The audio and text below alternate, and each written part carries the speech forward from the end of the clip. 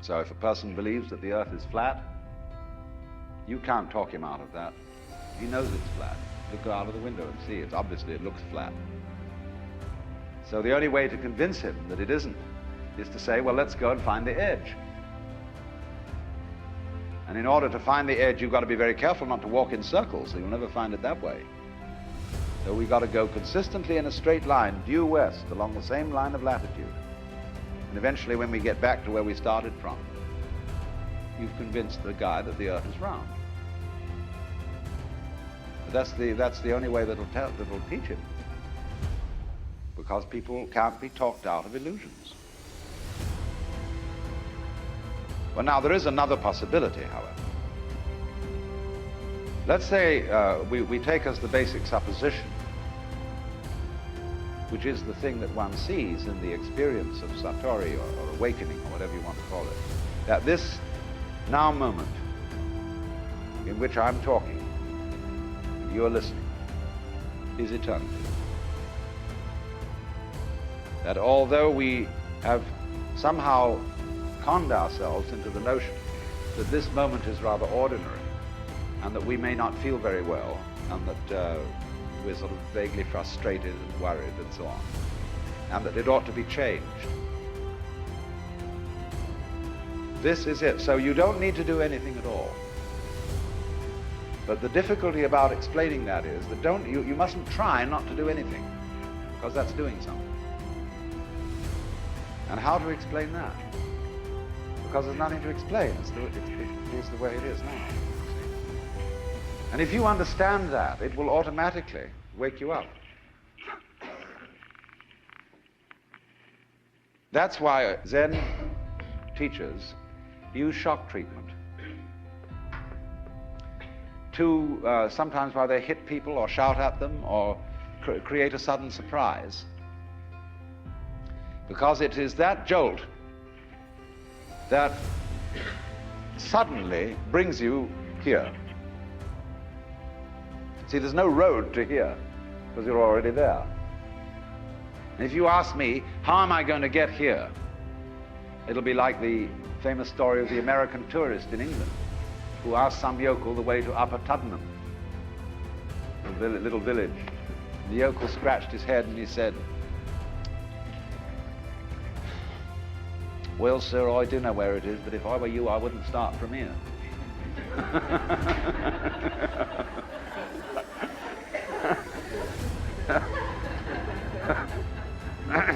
So you see, when you ask, how do I attain the knowledge of God? How do I attain nirvana, liberation? All I can say is it's the wrong question. Why do you want to attain it? Because the very fact that you're wanting to attain it is the only thing that prevents you from getting there. You already have it. But of course, it's up to you. It's your privilege to pretend that you don't. That's your game. That's your life game. That's what makes you think you're an ego. And when you want to wake up, you will. Just like that. If you're not awake, it shows you don't want to. You're still playing the hide part of the game. You're still, as it were, the self, pretending it's not the self. And that's what you want to do. So you see, in that way too, you're already there. When you understand this, a funny thing happens. And some people misinterpret it.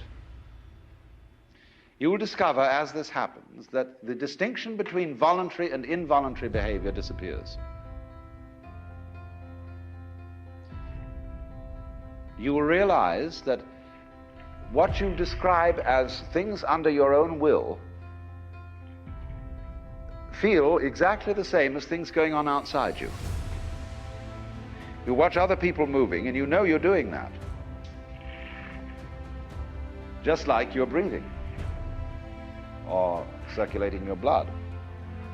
If you don't understand what's going on, you're liable to get crazy at this point and to feel that you are God in the Jehovah sense.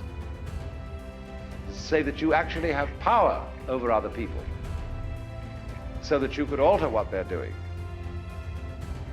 and that you are omnipotent in a very crude, literal kind of Bible sense, you see? And a lot of people feel that and they go crazy. They have to put them away. They think they're Jesus Christ and that everybody ought to fall down and worship. That's only they got their wires crossed. They haven't been able to, this experience happened to them, but they don't know how to interpret it. So be careful of that. Jung calls it inflation. People who get the holy man syndrome, that I've suddenly discovered that I'm the Lord and that I'm above good and evil and so on, and that therefore I start giving myself airs and graces. But the point is everybody else is too. If you discover that you're that, then you ought to know that everybody else is. Well, for example, let's see how in other ways you might realize this. Most people think when they open their eyes and look around that what they are seeing is outside. It seems, doesn't it, that you are behind your eyes, and that behind the eyes there is a blank that you can't see at all. Turn around and you see something else in front of you. But behind the eyes there seems to be something that has no color. It isn't dark, it isn't light, it's just, it's there from a tactile standpoint. You can feel it with your fingers, although you don't get inside it.